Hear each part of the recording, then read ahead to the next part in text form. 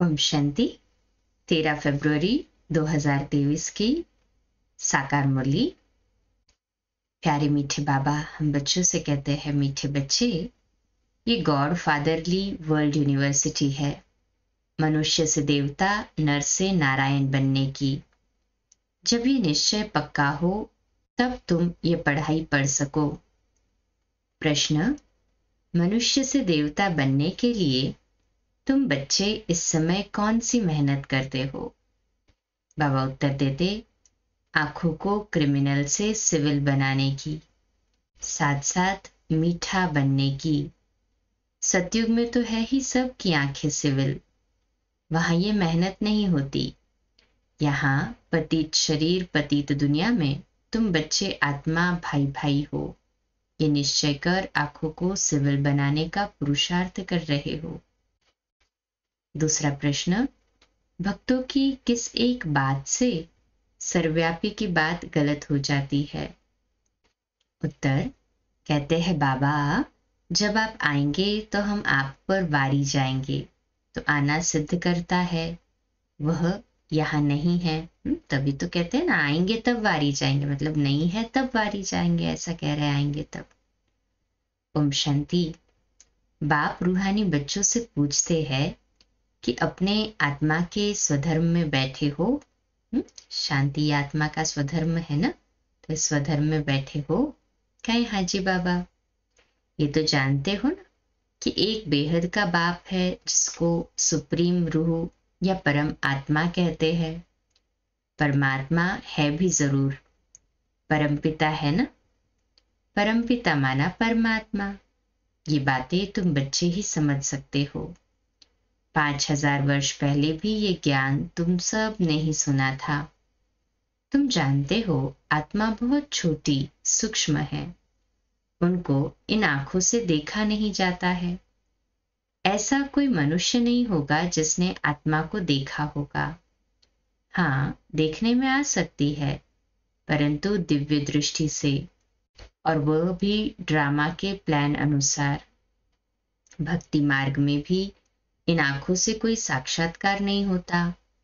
दिव्य दृष्टि मिलती है जिससे चैतन्य में देखते हैं। दिव्य दृष्टि अर्थात चैतन्य में देखना। आत्मा को ज्ञान के चक्षु मिलते हैं। बाप ने समझाया है, बहुत भक्ति करते हैं जिसको नौधा भक्ति कहते हैं। जैसे मीरा को साक्षात्कार हुआ तो डांस करती थी। वैकुंठ तो उस समय नहीं था। मीरा को 500-600 वर्ष हुआ होगा। जो पास्ट हो गया है वह दिव्य दृष्टि से देखा जाता है। हनुमान, गणेश आदि के चित्रों की बहुत भक्ति करते करते उसमें जैसे लय हो जाते हैं। भल दीदार होगा, परंतु उससे कोई मुक्ति नहीं मिल सकती। मुक्ति, जीवन मुक्ति का रास्ता बिल्कुल न्यारा है। भारत में भक्ति मार्ग में ढेर मंदिर होते हैं, वहां शिवलिंग भी रखते हैं। कोई छोटा बनाते, कोई बड़ा बनाते हैं। अभी तुम समझते हो जैसे तुम आत्मा हो, वैसे शिव बाबा सुप्रीम आत्मा है। साइज तो एक ही है ना। कहते भी है, हाँ, आत्माओं के लिए कहते हैं ना, हम सब ब्रदर्स है, आत्माएं सब भाई भाई है। बेहद का बाप तो एक ही है ना, बाकी सब भाई भाई है। पार्ट बजाते हैं। ये समझने की बातें हैं। ये है ज्ञान की बातें जो एक बाप ही समझाते हैं। जिन्हों को समझाते हैं वह फिर औरों को समझा सकते हैं। पहले पहले एक ही निराकार बाप समझाते हैं, उनके लिए फिर कह देते सर्वव्यापी है, ठिक्कर भीतर में है। ये तो राइट नहीं है ना। एक तरफ कहते बाबा जब आप आएंगे तो हम वारी जाएंगे, ऐसे थोड़ी कहते आप सर्वव्यापी हो। कहते हैं आप आएंगे तो वारी जाएंगे, तो इसका मतलब यहाँ नहीं है ना। मेरे तो आप दूसरा न कोई, तो जरूर उनको याद करना पड़े ना। ये बाप ही बैठ बच्चों को समझाते हैं। इसको रूहानी नॉलेज कहा जाता है। ये तो गाया जाता है, आत्माएं परमात्मा अलग रहे बहुकाल। इसका हिसाब भी समझाया है। बहुकाल से अलग तुम आत्माएं रहती हो, अब बाप के पास आए हो राजयोग सीखने। बाप तो सर्वेंट है। बड़े आदमी जब सही करते हैं तो नीचे लिखते हैं ओबीडियंट सर्वेंट। बाप सब बच्चों को, बाबा कहते बाप सब बच्चों का तो सर्वेंट है। कितना निर्माण है बाबा, सोचो। कहते हैं बच्चे मैं तुम्हारा सर्वेंट हूं। तुम कितनी हुज्जत से बुलाते हो कि भगवान आओ, आकर हम पतितों को पावन बनाओ। पावन होते ही है पावन दुनिया में। ये समझने की बातें हैं, बाकी तो सब है कनरस। ये गॉड फादरली वर्ल्ड यूनिवर्सिटी है। यहाँ पर है मनरस। एम ऑब्जेक्ट क्या है? मनुष्य से देवता बनाना। तो बच्चों को ये निश्चय है कि हमको ये बनना है। जिसको निश्चय नहीं होगा वो स्कूल में बैठेगा क्या? नहीं बैठेगा।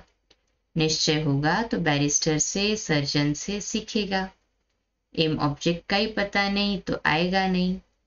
तुम बच्चे समझते हो हम मनुष्य से देवता, नर से नारायण बनते हैं। यह है सच्ची सच्ची सत्य नर से नारायण बनने की कथा। कथा क्यों कहा जाता है? क्योंकि 5000 वर्ष पहले भी यह नॉलेज सीखी थी, तो पास्ट को कथा कह देते हैं। 5000 वर्ष पहले भी सीखी थी, अभी सीख रहे हैं, इसलिए कहा पास्ट में सीखी और किया, वापस सुना तो कथा, इसलिए कथा कहते हैं। बाबा कोई भी चीज अंधश्रद्धा से नहीं सिखाते, लॉजिकली सिखा रहे हैं ना हमें, इसीलिए इसे सच्ची सच्ची सत्य नर से नारायण बनने की कथा कहते हैं। तो ये है सच्ची सच्ची शिक्षा नर से नारायण बनने की।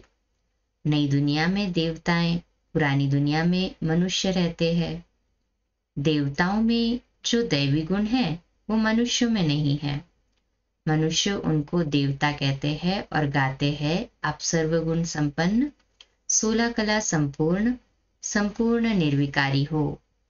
अपने को कहते हैं हम पापी, नीच, विकारी है।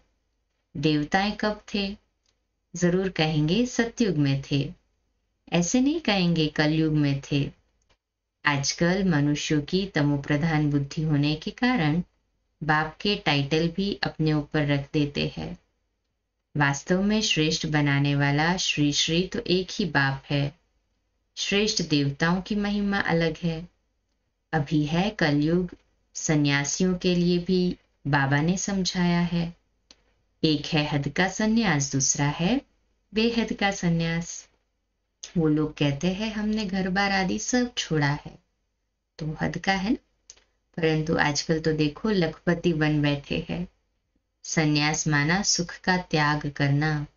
तुम बच्चे बेहद का सन्यास करते हो क्योंकि समझते हो कि ये पुरानी दुनिया खत्म होने वाली है, इसलिए इनसे वैराग्य है। वो लोग तो घर बार छोड़ फिर अंदर घुस आए हैं। अभी पहाड़ियों आदि पर गुफाओं में नहीं रहते, कुटियाएं बनाते हैं, तो भी कितना कम खर्च करते हैं। वास्तव में कुटिया पर कोई खर्चा थोड़े ही लगता है। ब्रह्मा बाबा तो एंड तक कुटिया में ही रहे, और वो भी अभी जो बाबा की कुटिया है वो तो काफी इम्प्रूव हो चुकी है, पहले तो बहुत साधारण थी। बाबा कहते हैं बाबा ने जो त्याग किया ब्रह्मा बाबा ने, वो हमारे सामने एग्जाम्पल बने ना, कि सब कुछ दे दिया परंतु फिर भी स्वयं कितने साधारण रहे। वो कहते ये है वास्तव में बेहद का सन्यास जो हम लेते हैं। बाबा कहते वास्तव में कुटिया पर कोई खर्च थोड़ी लगता है, बड़े बड़े महल बनाकर रहते हैं। आजकल तो सब तमो प्रधान है। अभी है ही कलयुग। सतयुगी देवताओं के चित्र नहीं होते तो स्वर्ग का नाम निशान गुम हो जाता है। तुमको समझाया जाता है अब मनुष्य से देवता बनना है।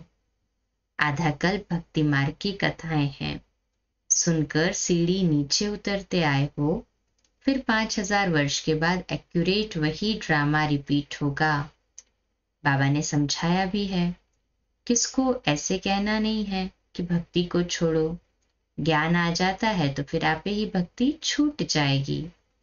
समझते हैं हम आत्मा है, अब बेहद के बाप से हमको वर्षा लेना है।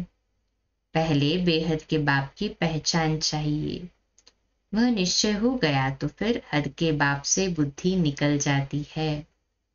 गृहस्थ व्यवहार में रहते बुद्धि का योग बाप के साथ लग जाएगा। बाप खुद कहते हैं शरीर निर्वाह अर्थ कर्म करते बुद्धि में याद रहे एक बाप की, देहधारियों की याद न रहे, वह होती है जिस्मानी यात्रा। ये तुम्हारी है रूहानी यात्रा, इसमें धक्के नहीं खाना है। भक्ति मार्ग है ही रात, धक्का खाना पड़ता है। यहाँ तो धक्के की बात ही नहीं है, याद करने लिए कोई बैठता नहीं है। भक्ति मार्ग में कृष्ण के भगत चलते फिरते कृष्ण को याद नहीं कर सकते क्या? दिल में तो उनकी याद रह जाती है ना। एक बार जो चीज देखी जाती है तो वह चीज याद रहती है। तो तुम घर बैठे शिव बाबा को याद नहीं कर सकते हो? कर सकते हैं ना? कहे हाँ जी बाबा। यह है नई बात, हाँ, क्योंकि स्थूल आकार नहीं है बाबा को, सूक्ष्म बिंदी को याद करना है। कृष्ण को याद करना वो तो पुरानी बात हो गई ना। शिव बाबा को तो कोई जानते ही नहीं कि उनका नाम रूप क्या है, सर्वव्यापी भी क्या है, कोई बताए ना। तुम बच्चे जानते हो हम आत्मा का बाप परमपिता परमात्मा है। आत्मा को परमात्मा कह नहीं सकते। अंग्रेजी में आत्मा को सोल कहा जाता है। एक भी मनुष्य नहीं जो पारलौकिक बाप को जानता हो। वह बाप ही ज्ञान का सागर है। उनमें नॉलेज है मनुष्य को देवता बनाने की। किसमें? शिव बाबा में।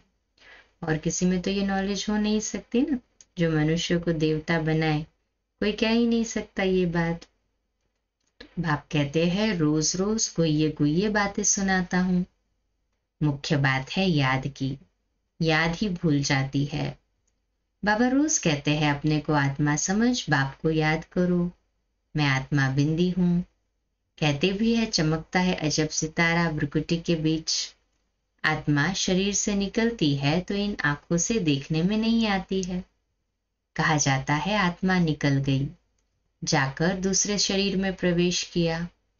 तुम जानते हो हम आत्मा कैसे पुनर्जन्म लेते अभी अपवित्र बनी है। पहले तुम आत्मा पवित्र थी, तुम्हारा गृहस्थ धर्म पवित्र था। अब दोनों ही अपवित्र बने हैं। आत्मा भी अपवित्र तो गृहस्थ धर्म भी अपवित्र हो गया। तो जब दोनों पवित्र है तो उन्हों की पूजा करते हैं। आप पवित्र हो, हम अपवित्र है। जो अपवित्र है वो पवित्र की पूजा करते। वो दोनों पवित्र, यहाँ दोनों अपवित्र। तो क्या पहले पवित्र थे फिर अपवित्र बने, या अपवित्र ही जन्म लिया? बाप बैठ समझाते हैं पहले तुम आत्माएं आपे ही पवित्र पूज्य थी, फिर आपे ही पुजारी अपवित्र बनी हो द्वापर कलयुग से। तो 84 जन्म लिए हैं। सारे वर्ल्ड की हिस्ट्री ज्योग्राफी तुम जानते हो। जानते हैं ना? कहे हाँ जी बाबा। हम नहीं जानेंगे तो और कौन? बाबा ने तो हमें समझाया है। कौन कौन राज्य करते थे, कैसे राज्य मिला, ये हिस्ट्री भी तुम जानते हो और कोई नहीं जानता। तुम भी अभी जानते हो, आगे नहीं जानते थे। पत्थर बुद्धि थे। रचता और रचना के आदि मध्य अंत की नॉलेज नहीं थी। नास्तिक थे। अभी आस्तिक बनने से तुम कितने सुखी बन जाते हो। बन गए ना सभी सुखी? कहे हाँ जी बाबा। तुम यहाँ आए ही हो यह देवता बनने के लिए। इस समय बहुत मीठा बनना है। तुम एक बाप की संतान भाई बहन ठहरे ना। क्रिमिनल दृष्टि जा न सके। इस समय मेहनत करनी पड़ती है। आंखें ही सबसे ज्यादा क्रिमिनल होती है। आधा कल्प क्रिमिनल रहती है, आधा कल्प सिविल रहती है। बाबा कहते हैं सतयुग त्रेता में सिविल आई थी, द्वापर कलयुग में क्रिमिनल आए। सतयुग में देवताओं की आंखें सिविल रहती है या क्रिमिनल रहती है? क्या कहेंगे? सतयुग में तो सिविल ही रहेगी ना।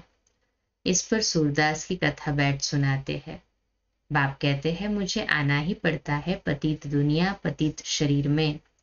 जो पतित बने हैं उन्हों को ही पावन बनाना है। जो पतित बने हैं, दृष्टि क्रिमिनल गई, वृत्ति क्रिमिनल हुई, आत्मा क्रिमिनल हुई, आत्मा पतित हुई कहने का भावार्थ। तो फिर बाबा आते हैं इसीलिए बाबा ने कहा ना आज एग्जाम्पल में कि सूरदास की कहानी सुनाते कि आंख क्रिमिनल हुई तो उस आंख को ही नष्ट कर दिया। एक्चुअल में वो वृत्ति को नष्ट करने की बात है। बाबा कहते तुम जानते हो कृष्ण और राधे दोनों अलग अलग राजाई के थे, प्रिंस प्रिंसेस थे। पीछे स्वयंवर बाद लक्ष्मी नारायण बनते तो फिर उन्हों की डिनाइस्टी गाई जाती है, संबंध भी उनसे कहा जाएगा। सत्युग की आयु ही लाखों वर्ष कह देते हैं। बाप कहते हैं 1250 वर्ष। रात दिन का फर्क हो गया। रात ब्रह्मा की आधा कल्प, फिर दिन ब्रह्मा का आधा कल्प। ज्ञान से है सुख, भक्ति से है दुख। ये सब बातें बाप बैठ समझाते हैं। फिर भी कहते हैं मीठे बच्चों अपने को आत्मा समझो, स्वधर्म में टिको, बाप को याद करो, वही पतित पावन है। याद करते करते तुम पावन बन जाएंगे। अंतमति सुगति। बाप स्वर्ग का रचयिता है ना, तो याद दिलाते हैं तुम स्वर्ग के मालिक थे, अभी पतित हो, इसलिए वहां जाने लायक नहीं हो, इसलिए पावन बनो। मुझे एक ही बार आना पड़ता है। एक गॉड है, एक ही दुनिया है। मनुष्य की तो अनेक मतें, अनेक बातें हैं, जितनी जबान उतनी बातें। यहाँ है ही एक मत, अद्वैत मत। शिव बाबा की झाड़ में देखो कितने मत मतांतर है। ताल तालियों में दिखाया है ना, अलग अलग धर्म स्थापक आए, अलग अलग मत मतांतर आए, झाड़ कितना बड़ा हो गया है। वहां अर्थात कहाँ, सतयुग में एक मत एक राज्य था। तुम जानते हो हम ही विश्व के मालिक थे। भारत कितना साहूकार था। वहां अकाली मृत्यु कभी होता नहीं। यहाँ तो देखो बैठे बैठे यह गया, हार्ट अटैक आया और शरीर छोड़ा बैठे बैठे, ऐसे भी होता है। चारों तरफ से मौत है। वहां तुम्हारी आयु बड़ी थी, अभी तुम ईश्वर से योग लगाए मनुष्य से देवता बन जाते हो, बन रहे हैं ना सभी। कहे हाँ जी बाबा, नशा रहे तो तुम ठहरे योगेश्वर योगेश्वरी, फिर बनेंगे राज राजेश्वरी। अभी हो ज्ञान ज्ञानेश्वरी, फिर राज राजेश्वरी कैसे बने? तो ईश्वर ने बनाया तब तो बने। अभी तुम जानते हो इन्हों को राजयोग किसने सिखाया? ईश्वर ने। वहां उन्हों की 21 पीढ़ी राजाई चलती है। वह तो एक जन्म में दान पुण्य करने से राजा बनते हैं। मर गया तो खलास, अकाल मृत्यु तो सबकी आती रहती है। सतयुग में ये लॉ नहीं। वहां ऐसे नहीं कहेंगे कि काल खा गया, एक खाल छोड़ दूसरी ले लेते हैं, जैसे सर्प खाल बदलते हैं। वहां सदैव खुशी रहे। खुशी तो रहती है ना वहां सदैव, जरा भी दुख की बात नहीं। तुम सुखधाम का मालिक बनने के लिए भी पुरुषार्थ कर रहे हो। नशा चढ़ा? कहे हाँ जी बाबा। अच्छा, मीठे मीठे सिकिलदे बच्चों प्रति माता पिता बाप दादा का याद प्यार और गुड मॉर्निंग। रूहानी बाप की रूहानी बच्चों को नमस्ते। हम रूहानी बच्चों की रूहानी माता पिता बाप दादा को याद प्यार, गुड मॉर्निंग और नमस्ते। वाह बाबा वाह, शुक्रिया बाबा शुक्रिया। धारणा के लिए मुख्य सार। पहली पॉइंट, इस पुरानी दुनिया से बेहद का संन्यास करना है। शरीर निर्वार्थ कर्म करते रूहानी यात्रा पर रहना है। दूसरी पॉइंट, पुरुषार्थ कर आंखों को सिविल जरूर बनाना है। एम ऑब्जेक्ट बुद्धि में रख बहुत बहुत मीठा बनना है। आज का मीठा वरदान, हर कदम में पद्मों की कमाई जमा करने वाले समझदार ज्ञानी तू आत्मा भव। तो आज का हमारा स्वमान लिखने और अभ्यास करने के लिए, मैं ज्ञानी तू आत्मा हूं, मैं ज्ञानी तू आत्मा हूं। विश्लेषण, समझदार ज्ञानी तू आत्मा वह। ज्ञानी तू आत्मा अर्थात समझदार तो होनी है ना। तो समझदार ज्ञानी तू आत्मा वह है जो पहले सोचता है फिर करता है। जैसे बड़े आदमी पहले भोजन को चेक कराते हैं फिर खाते हैं, तो ये संकल्प बुद्धि का भोजन है। इसे पहले चेक करो फिर कर्म में लाओ। संकल्प को चेक कर लेने से वाणी और कर्म स्वतः समर्थ हो जाएंगे, और जहां समर्थ है वहां कमाई है। तो समर्थ बन हर कदम अर्थात संकल्प, बोल और कर्म में पद्मों की कमाई जमा करो। यही ज्ञानी तु आत्मा का लक्षण है। स्लोगन: बाप और सर्व की दुआओं के विमान में उड़ने वाले ही उड़ता योगी है। बाप और सर्व की दुआओं के विमान में उड़ने वाले ही उड़ता योगी है। अच्छा,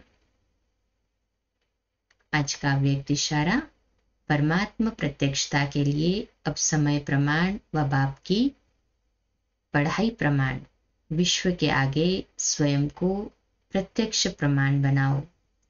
कोई भी देखे तो अनुभव करे कि इन्हें पढ़ाने वाला व बनाने वाला स्वयं सर्वशक्तिमान बाप है।